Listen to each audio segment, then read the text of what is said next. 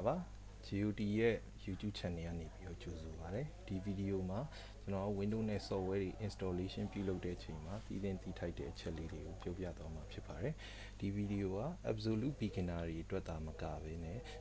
လောက်တက်ပြီးသားလူတွေမှာပါသတိမထားမိတဲ့အချက်လေးတွေပါဝင်သွားမှာမလို့အားလုံးအတွက်ကြိုးရှိမဲ့ဗီဒီယိုတစ်ခုလို့ကျွန်တော်ယုံကြည်ပါတယ်နံပါတ်1ကျွန်တော်တို့က Windows တစ်ခု installation ပြုလုပ်ရတဲ့အချိန်မှာဒီအရင်ဆုံးဘယ်လို partition style နဲ့ hard disk ကို partition ခွဲရမလဲဆိုတဲ့အကိုကျွန်တော်တို့အရင်ဆုံးရွေးချယ်ရပါတယ်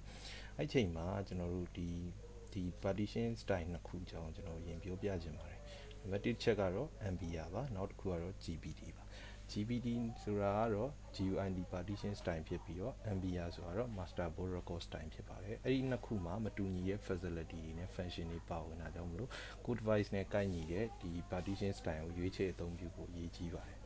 နံပါတ်1တစ်ချက်ဘယ်ဟာပိုကောင်းလဲလို့ပြောလာခဲ့လို့ရှိရင်တော့သူတို့တွေစတင်ပြီးမိတ်ဆက်ခဲ့တဲ့အချိန်ကမတူပါဘူး MBR system ကိုကျွန်တော်တို့က1983ခုနှစ်မှာစတင်မိတ်ဆက်ပြီးတော့ဒီ GBD style ကိုတော့ကျွန်တော်တို့က1990နောက်ပိုင်းနှစ်များမှာမိတ်ဆက်ပြီးခဲ့တာဖြစ်ပါတယ်ကျွန်တော်တို့ဘယ်ဟာကိုရွေးချယ်သင့်တယ်လဲလို့ပြောရရင်ကျွန်တော်တို့ဥပမာပေါ့ခင်ဗျားရဲ့hard disk က hard disk ဆိုတာ HDD လည်းဖြစ်မယ် SSD လည်းဖြစ်မယ်အဲ့ဒါက2TBထပ်ပို့တဲ့အခါနောက်ပြီးတော့ခင်ဗျား security ကိုနည်းနည်းအလေးပေးတဲ့လူမျိုးဖြစ်တယ်ဆိုတဲ့အခါနောက်ပြီးတော့ခင်ဗျားရဲ့ device BIOS ကUEFI input ကို support ပေးတဲ့အခါမျိုးမှာ GBD ကိုသုံးသင့်ပါတယ် MBR ကတော့ဘယ်လိုအချိန်မျိုးမှာကောင်းတယ်လဲဆိုရင်ခင်ဗျားရဲ့ device BIOS က UEFI ကို support မပေးဘူးနောက်ပြီးတော့ခင်ဗျား Windows version အဟောင်းတွေကိုတင်ခြင်းနဲ့ပြီးတော့ဒီ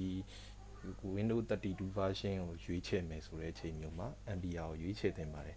ဒီနေရာမှာကျွန်တော်ပြောချင်တာက32bit version ကိုရွေးချယ်ရတယ်ဆိုတာဒီ low end device တွေပေါ့လေအဲ့ချိန်မှာ RAM အရန်နေတဲ့အချိန်မျိုးမှာကျွန်တော်တို့က32bit version ကိုရွေးချယ်ရတယ်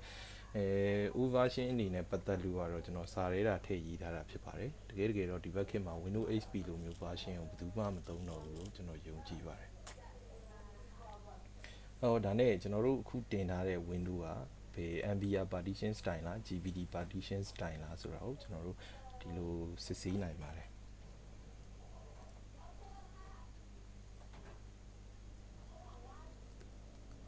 sorry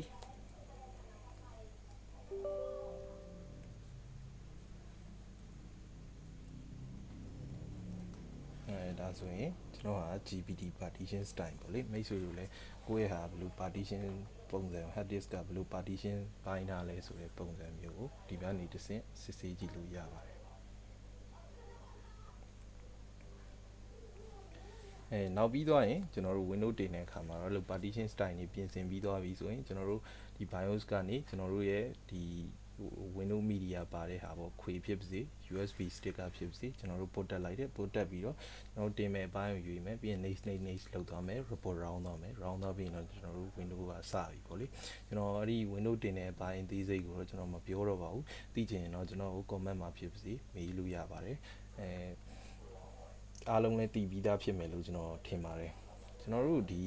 Windows တင်ပြီးသွားပြီဆိုရင်တော့ပထမဦးဆုံးလုပ်ရတဲ့အချက်ကတော့ဒီ activation နဲ့ဒီ driver installation ပဲဖြစ်ပါတယ်ဒီအချိန်မှာ activation ကိုဘယ်လိုလုပ်တာအကောင်းဆုံးဖြစ်မလဲဆိုရင်တော့ပထမဦးဆုံးရွေးချယ်မှုကတော့ legal activation မှာကျွန်တော်တို့ Microsoft ကနေ product key ဝယ်မယ်နောက်ပြီးတော့ activate လုပ်မယ်ပေါ့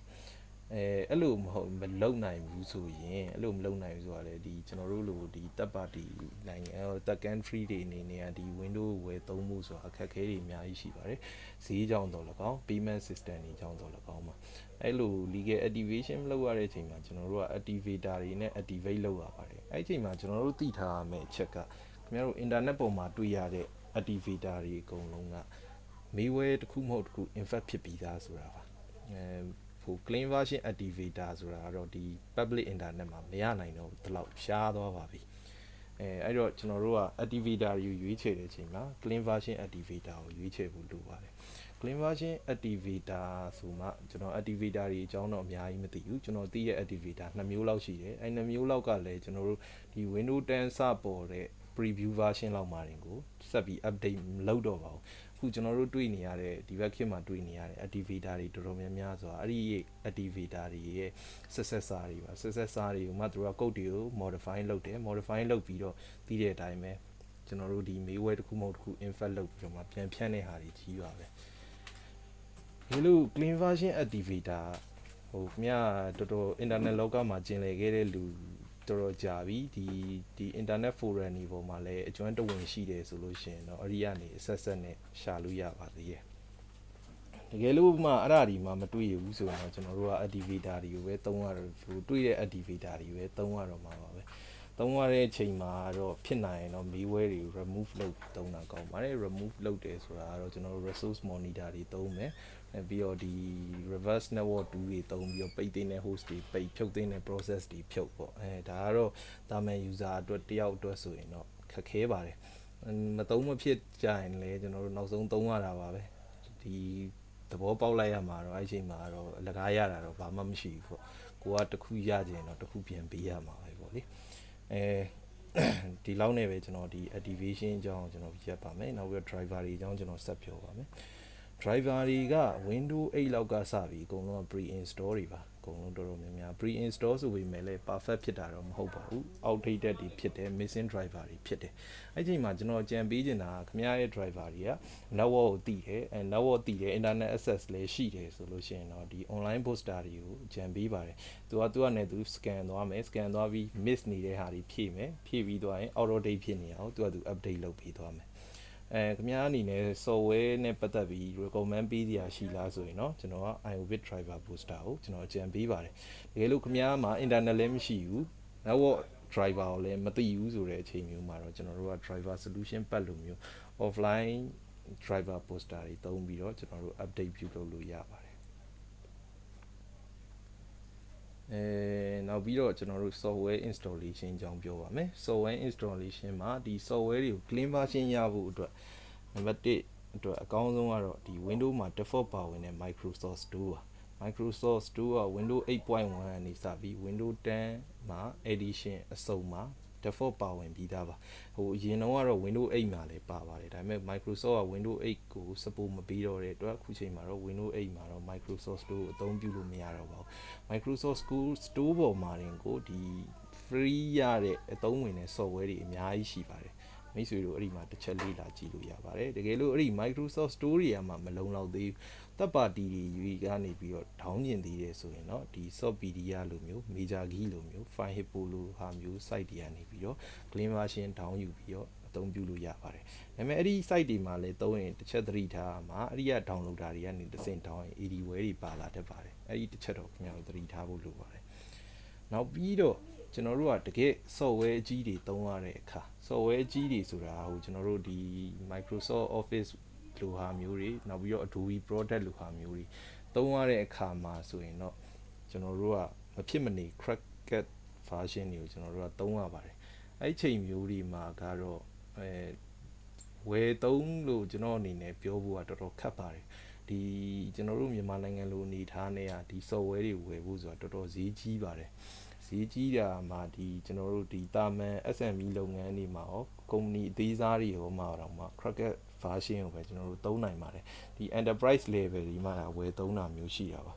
အဲဒီလို cracked site တွေကိုသုံးရတဲ့အချိန်မှာ cracked version တွေကိုသုံးရတဲ့အချိန်မှာများတို့အနေနဲ့ပထမဦးဆုံးအနေနဲ့ဒီ reliable ဖြစ်တဲ့ site တွေကိုရွေးချယ်ဖို့လိုပါတယ် reliable ဖြစ်မယ် reputation တော်တော်ကောင်းမယ်ဆိုတော့ဒီ cracked version site တွေကပဲတောင်းပါတော့ clean version မဟုတ်သည့်တိုင်အောင်တော့မှသူတို့စီမှာတော့ risk တော်တော်လေးနည်းပါလိမ့်မယ်user your own risk လို့ပြောရင်ပုံမှန်ပါလိမ့်မယ်ပေါ့ကျွန်တော်အနေနဲ့ဒီ cracked site တွေနဲ့ပတ်သက်ပြီးတော့အကြံပေးစရာတော့မရှိပါဘူး cracked ဆိုမှတော့တည်တဲ့အတိုင်းပဲမေးဝဲရတော့တစ်ခုမဟုတ်တစ်ခုကတော့ပါပြီးသားပါဒီမှာတော့ကျွန်တော် recommend ပေးခြင်းတဲ့အရာမရှိပါဘူး Okay conclusion အနေနဲ့တော့ကျွန်တော်အခုပြောသွားတဲ့ဗီဒီယိုလေးမှာမိတ်ဆွေတို့တက်အသုံးဝင်တာလေးတစ်ခုခုရသွားခဲ့တယ်ဆိုရင်ကျွန်တော်ရဲ့ Facebook page facebook.com simijob ကိုဖြစ်ပါစေ YouTube channel ကိုဖြစ်ပါစေ subscribe like and share လေးပြုလုပ်ပြီးတော့အားပေးလို့ရပါတယ်ဒီဗီဒီယိုနဲ့ပတ်သက်ပြီးတော့မရှင်းတာသိကျင်တာရှိရင်ကျွန်တော် comment မှာမေးလို့ရပါတယ်ဘယ် comment မှာမဆိုပါ Facebook comment မှာဖြစ်ဖြစ် YouTube comment မှာဖြစ်ဖြစ်ကျွန်တော်အချိန်တူတွင်ပြန်ဖြေကြားပေးမှာဖြစ်ပါတယ်ဒီဗီဒီယိုနဲ့မဆိုင်မဲနဲ့လေဒီကွန်ပျူတာဘိုင်းနဲ့ဆိုင်တဲ့ဒီ OS customization တွေ programming အကြောင်းတွေနောက်ပြီးတော့ဒီ တခြားသောပေါ့မိတ်ဆွေတို့သိကျင်တဲ့အချက်လက်လေးရှိရင်လည်းမေးသွားလို့ရပါတယ်ကျွန်တော်တီးသလောက်ကိုအချိန်လိုအတွင်းမှာပြန်လည်ဖြေကြားပေးသွားမှာဖြစ်ပါတယ်အားလုံးကျေးဇူးတင်ပါတယ်ခင်ဗျာ